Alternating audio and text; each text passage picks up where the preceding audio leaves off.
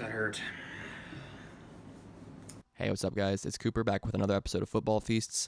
If you have no idea what the hell a football feast is, it's kind of like Fancy Feast, except with more football. Just kidding. This is where I pick a team every week, and then I make a dish that I think best represents that city, and then talk a little bit about their team. Basically, I want to show people out there that if my goofy ass can whip up some decent food, any 20-some-odd bachelor in a quarter-life crisis can do it, so let's just jump right into it. This week, we're going to the home of Ebola. That's right, we're going to Dallas, and we're going to make some chicken fried steak with some mashed taters.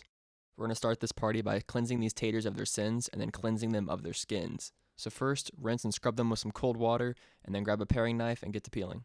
There really isn't much of an art to this besides just not chopping your own thumb off, so just go ahead and start peeling and accumulating skins for your potato graveyard thing. When your tater skin graveyard is full, just go ahead and start cutting your potatoes into eighths, quarters, sixteenths. The world is your oyster. Just go ahead and start cutting them. You can't really mess this up, and we'll put them in some boiling water after that. Hey, how convenient. Some boiling water. Let's go ahead and put our potatoes in there. You can use your knife to kind of scoot them off the cutting board if you want, like some sort of weird diving board where the potatoes are your little kids cannonballing into the pool of hot water. No, okay, we're going to stop that and just put them in there with our bare hands. That'll do the trick. You'll want to boil these for about 20 to 25 minutes until they're tender. We're taking a step away from Tater Town to work on what I like to call the meat bath, mostly because that sounds absolutely disgusting. You're going to crack a couple of eggs. You can do it one-handed if you want to be fancy like me. And then add some milk, 1.5 cups, and we're going to whisk that all together. Once your meat bath is done, go ahead and grab out your casserole dish, fill it with 2 cups of flour, and then I have a blend of spices here. It's salt, pepper, paprika, and cayenne pepper. If you want exact amounts, you can check out the description. I have a recipe there. We're now going to go ahead and create an assembly line that will make the late and great Henry Ford proud. Get out your round steak, your meat bath, and then your casserole dish. I like to pretend that these steaks are old bullies from when I was a child. We're going to beat the crap out of them and tenderize them with our own hands. We're going to add them to our casserole dish, into the meat bath, and back into the casserole dish, kind of like a tar and feathering. And then they're ready to go. At this point, it's probably time for us to pay our dues and come back to Tater Town. We're going to drain our tender taters into the tin tub, and then we're going to start to get unhealthy. We're going to add too much butter, some cream cheese, some half and half, and then some salt and pepper. At this point, you're met at a crossroads. You can use your potato masher, or you can take off your socks and start mashing your potatoes with your feet, kind of like they do with grapes. After your feet are tired or your potatoes are nice and mashed, you can go ahead and add some milk if they're a little too thick. Otherwise, leave as is and they're ready to go. We're going to go ahead and continue our unhealthy streak and heat up a skillet with about half a cup of oil. Plop your bullies into the skillet and then wait about 2 minutes before flipping. Make sure to pay your dues to all middle-aged dads out there by clicking together your tongs a couple of times. When you're convinced they're ready, go ahead and take them out and put them onto a plate with a paper towel to kind of drain the grease out. Now, if you have a cast iron skillet, it's time to impress any friends and family you might have watching you. Go ahead and drain any excess fat from the skillet into a nearby bowl. Oh, come on, dude. Don't use two hands. Yep. Once you've embarrassed yourself on the internet, measure out about a 1/4 cup of that fat and pour it back into the skillet and heat it back up. Because we're about to reach peak unhealthy and get on that gravy train. We're going to add about 1/3 of a cup of flour into this and just get to mixing and making a roux. Once the flour has absorbed all of this fat and made this weird kind of pasty looking texture, you can start adding in some milk while you're whisking, and it'll start to slowly turn into what looks like gravy. And then you add a little bit more milk, and it looks a little bit more like gravy. And you kind of get the idea. Now's a bit of a judgment call. You can add some milk to make your gravy a little bit thinner if you like it that way, or if you like it thick, you can add some flour. Now that your kitchen is probably like 10 degrees hotter than the rest of your apartment, it is time to reap the rewards. Make sure to give yourself an extra scoop of taters for being a good boy. Now that we've made our meat and potatoes, let's get into the meat and potatoes of the Dallas Cowboys. And let me just get this out of the way. The point of this series isn't really to give the spiciest hot take on every team I do an episode on.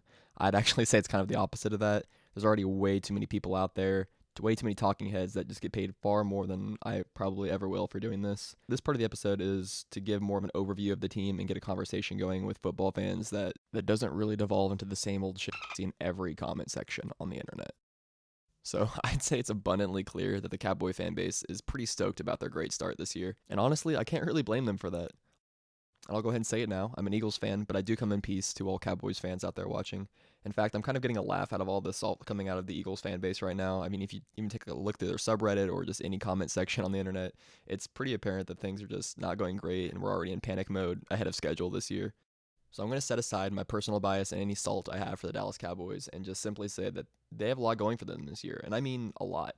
Whenever I was researching what I wanted to say for this episode, I stumbled upon one of these hot take interviews, ironically enough, where Mike Vick was a guest on the show, and he was talking about how he thinks the Cowboys are scary this year simply because they have talent everywhere. And I think that's probably the most straightforward and honest way you can get around to saying it. And it's kind of a hard pill to swallow for me, but I think it's really true. The Cowboys have been working towards something great for the past 5+ years, slowly and methodically having great drafts year after year. I mean, seriously, look at this draft history. Numerous starters turned Pro Bowlers, All-Pros, or even faces of the league if you want to talk about Zeke.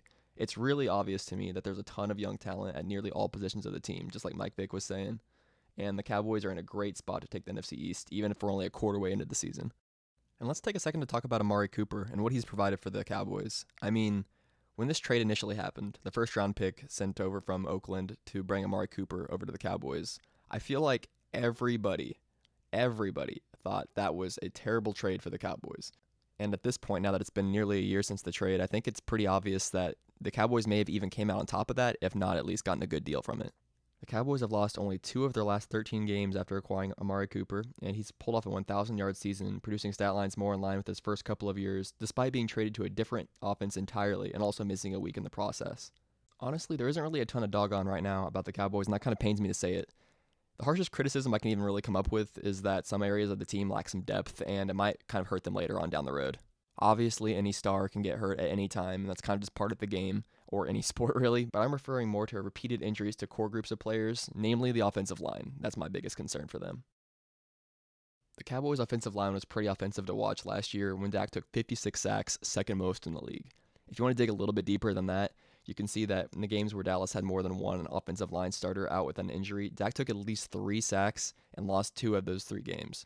Obviously, I know that isn't all on Dak, and some of that other stuff is completely out of his hands, but it's definitely a point of concern. Except for that Giants game last year where he just popped off and got sacked 4 times, but threw 400 yards and 4 touchdowns anyway. So do with this info what you will, but I think we can all agree that getting your own quarterback sacked repeatedly equals bad. So do I, a diehard Eagles fan, think the Cowboys are in an arguably better spot to take the NFC East this year as of today? On paper, that makes total sense to me. I don't really see why not. The other 3 teams are going through a partial or full rebuild, or having a rough start, or all of the above. But the season is still young, and the NFC East is still the NFC East, where you can just throw that paper into the garbage, and logic doesn't really apply here. Redskins take the division.